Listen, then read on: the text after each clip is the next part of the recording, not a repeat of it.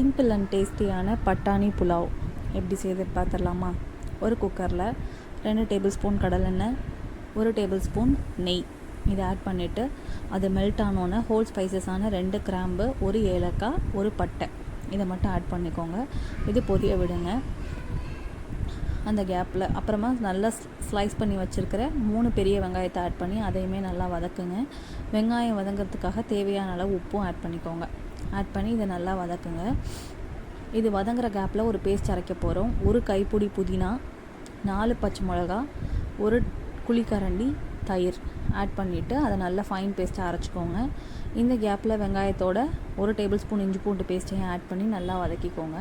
வதக்கிட்டு அரைச்சி வச்சுருக்க பேஸ்ட்டு இதையும் ஆட் பண்ணி கொஞ்சம் நேரம் எண்ணெய் பிரிஞ்சு வர அளவுக்கு வதக்கணும். வதக்கினதுக்கு அப்புறமா நம்ம ஒரே ஒரு தக்காளி ஸ்லைஸ் பண்ணி வச்சுருக்கிறோம், அதை ஆட் பண்ணிக்கோங்க.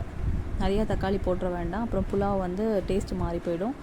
அதுக்கப்புறமா எடுத்து வச்சுருக்க நல்லா ஊற வச்ச பட்டாணி, 1 கைப்பிடி ஊற வச்ச பட்டாணி ஆட் பண்ணிக்கணும். ஆட் பண்ணிவிட்டு இங்கே நான் சோயா சங்க்ஸ் நல்லா வெந்நீரில் போட்டு ஊற வச்சுருந்தேன். அதையும் நல்லா பிழிஞ்சிட்டு நம்ம எடுத்து வச்சுருக்க ரைஸ், 1 கப் ரைஸை எடுத்து நல்லா வதக்கணும். இந்த மாதிரி ஒரு 2 மினிட்ஸ் ஜஸ்ட்டு வதக்கினா போதும். இப்படி பண்ணும்போது சாதம் குலையாது, ரைஸ் உடையாமலும் நமக்கு கிடைக்கும். இந்த மாதிரி வதக்கினதுக்கப்புறமா 1 டம்ளர், இது வீட்டில் சாப்பிட்ற பொன்னி ரைஸ் தான், 1 டம்ளர் பொன்னி ரைஸுக்கு 2 டம்ளர் தண்ணி விட்டுட்டு கடைசியாக 1 டீஸ்பூன் அமுதம் பிரியாணி மசாலா ஆட் பண்ணிக்கோங்க. ஆட் பண்ணிவிட்டு உப்பு, காரம், புளிப்பு இதெல்லாம் டேஸ்ட் பண்ணி பாருங்கள்.